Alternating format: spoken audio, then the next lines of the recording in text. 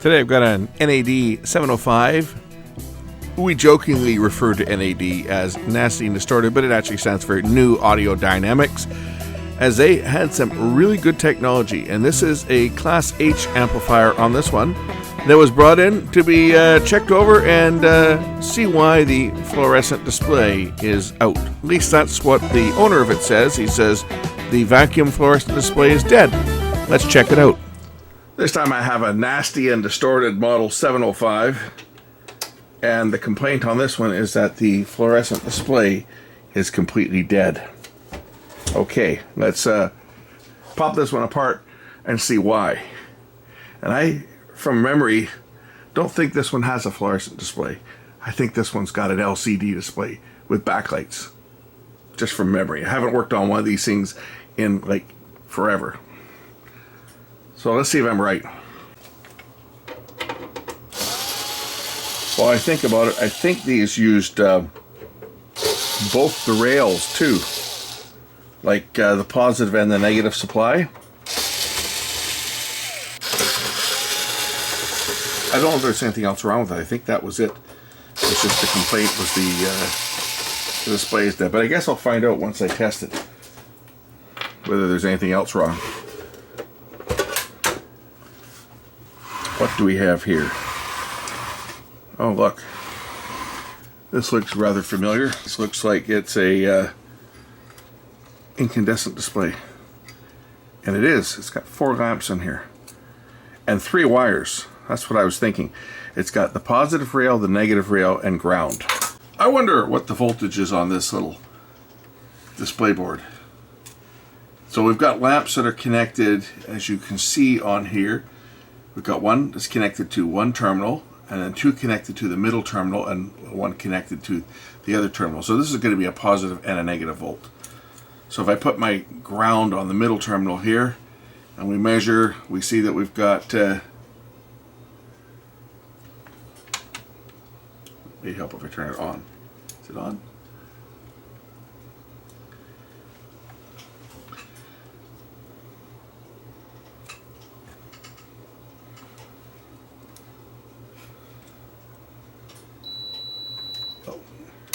Now it's on.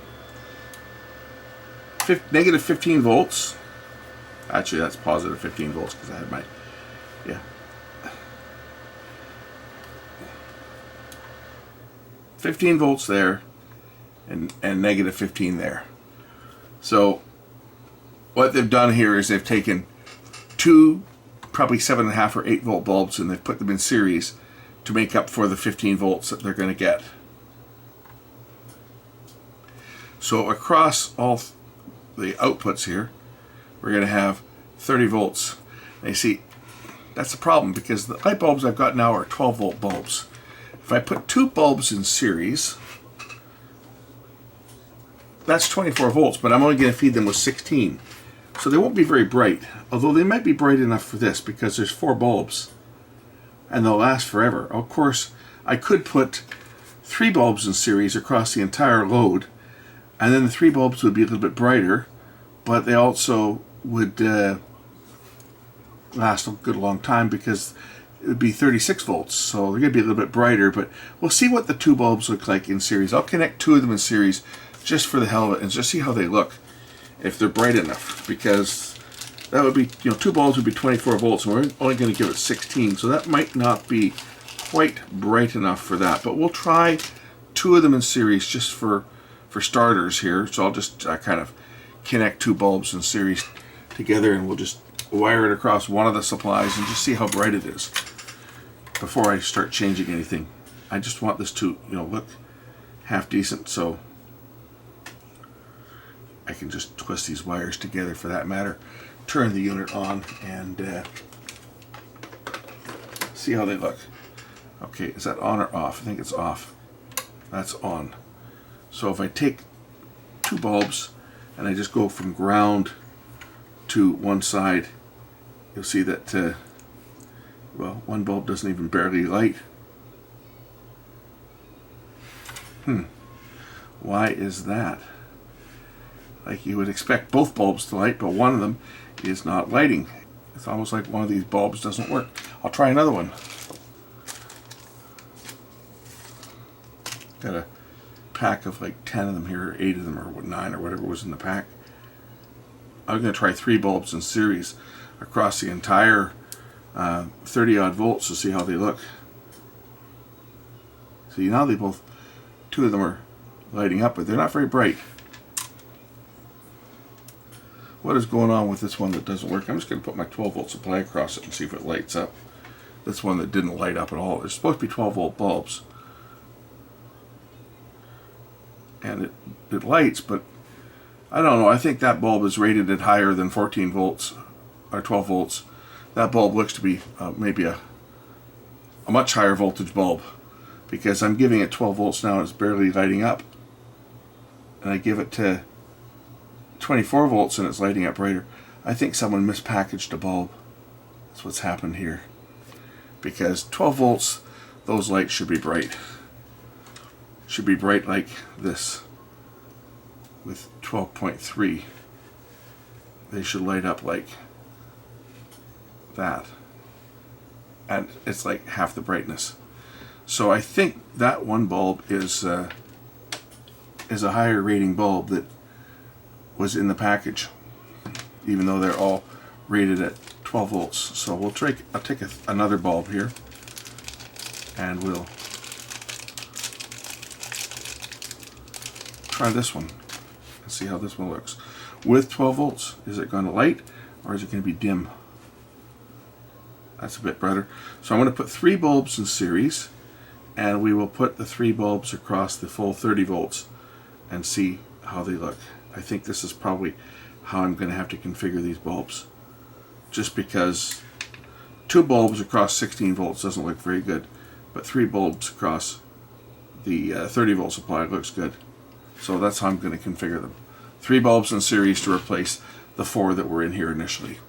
And no, I'm not going to be using heat shrink tubing on here, because the way that they'll be stretched out across the circuit board here, there's not any chance of them making contact with anything else.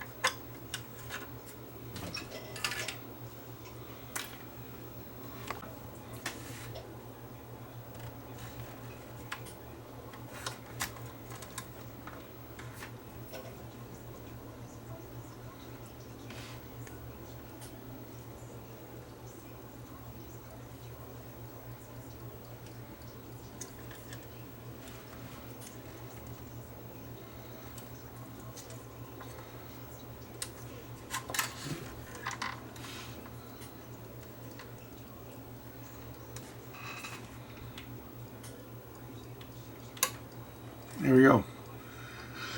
That'll light up quite nicely.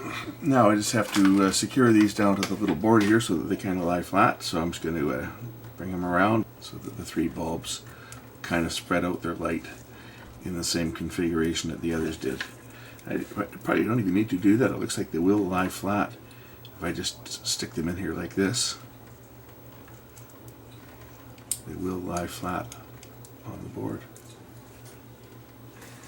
Let's try that.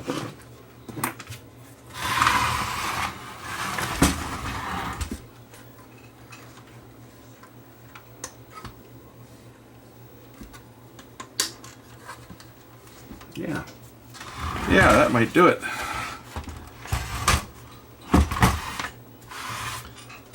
The display lights up.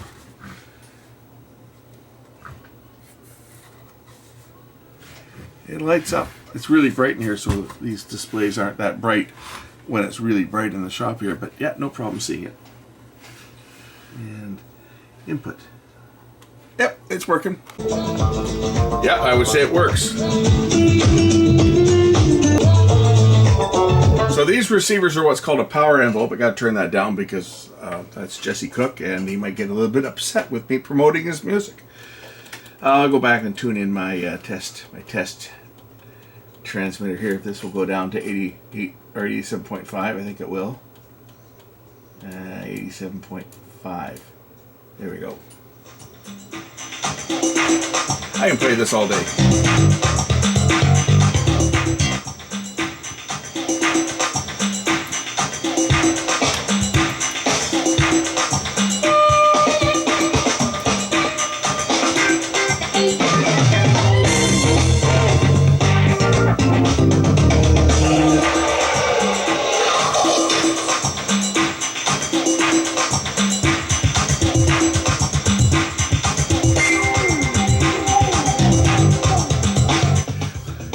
These are actually very nice receivers. This is what's called a Class H amplifier, for those of you unaware of what that is.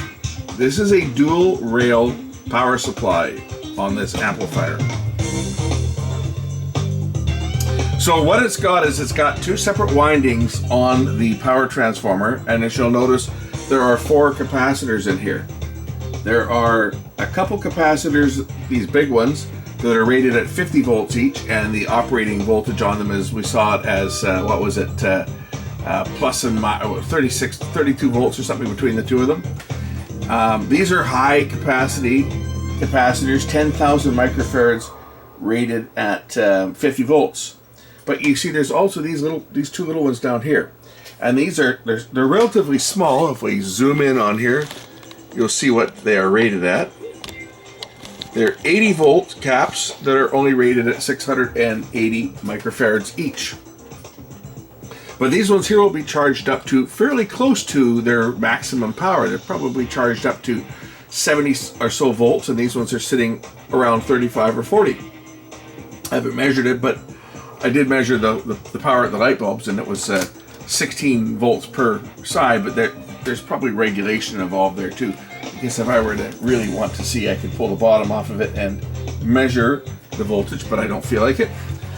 Anyway, these ones are rated at 50 volts, so we know that the voltage across these is going to be less than 50 volts. It's probably 35, between 35 and 40, but it's going to be less than 50 volts, and this is what is used for the vast majority of listening. But you've got this higher voltage rail here, which is probably sitting between 65 and 70 volts on each of these caps, and they're just sitting there. They're doing nothing. It's just stored energy, and that stored energy is waiting until it is needed. And you don't need it for much. You need it for peaks that would normally exceed the maximum power of your main capacitors, which would normally result in distortion. But what NAD did, and we joke about NAD standing for nasty and distorted, but it actually stands for New Audio Dynamics, is the actual name of the company.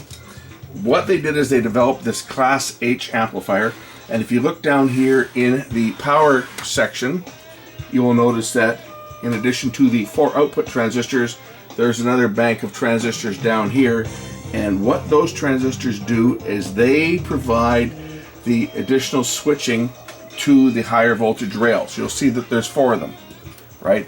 I'm not going to touch these because these have probably got a few volts on them, but actually we can measure it and see how many volts are on these transistors, because there should be something measurable on the collectors. I don't think they are. Pretty sure they're not isolated. So if we grab the meter and just take a look and see what's on here, if I ground out one side, we can just take a look at these collectors. 45 volts there, negative 45 there,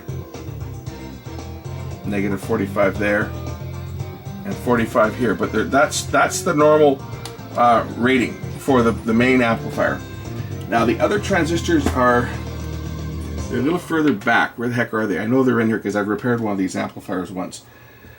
But they have the higher voltage that is on the second capacitors here that is ready to go at a moment's notice, so that if you have a voltage or waveform that would exceed the maximum voltage available on the main power supply, you've got this secondary supply. Now this is only there, this obviously is not going to be, you're not going to be cranking this thing up and doubling your power. What it is it's a backup, so that a waveform that would normally flatline and clip, it has an extra backup supply which can be switched on just like that in an instant, which will momentarily boost the rail voltage up to probably 75 volts on the two rails. It switches it in instantly. So your rail voltage will jump up and go up to the higher voltage so that you can output a higher peak power. That is what they do. It's Class H design.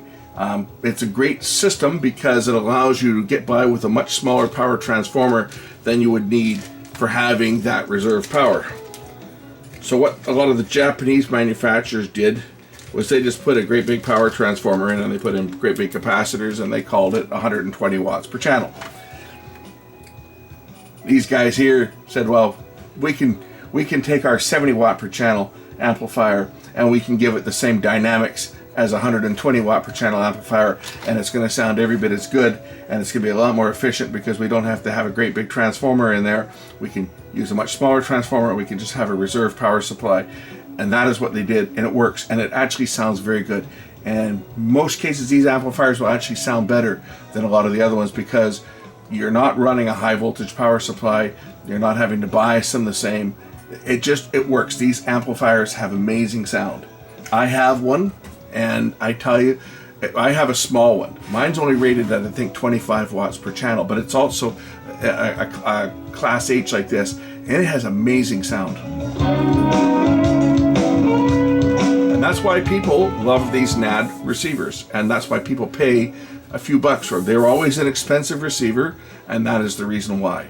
Anyway, this one here just needed a dial light replaced on it. Nice and easy, simple repair.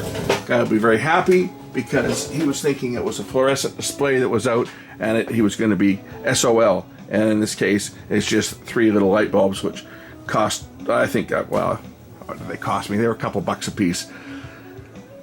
Not like they used to be where you could buy a pack of 10 of them for $2. It's not like that now. A pack of, well, 8, because one of them is the wrong voltage. There was 9 in the package. But yeah, it was like $15 is what they cost me for a pack of 8. So a lot more expensive than they used to be, but still a lot cheaper than, say, having to replace a dead fluorescent display.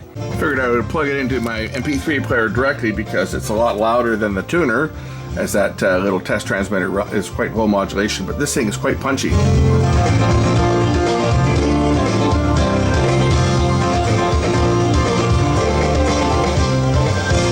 I just overloaded the microphone on the camera anyway, so you guys can appreciate that, but it's really, really quite punchy. Anyway, thanks for watching. We'll catch you in the next one. Bye.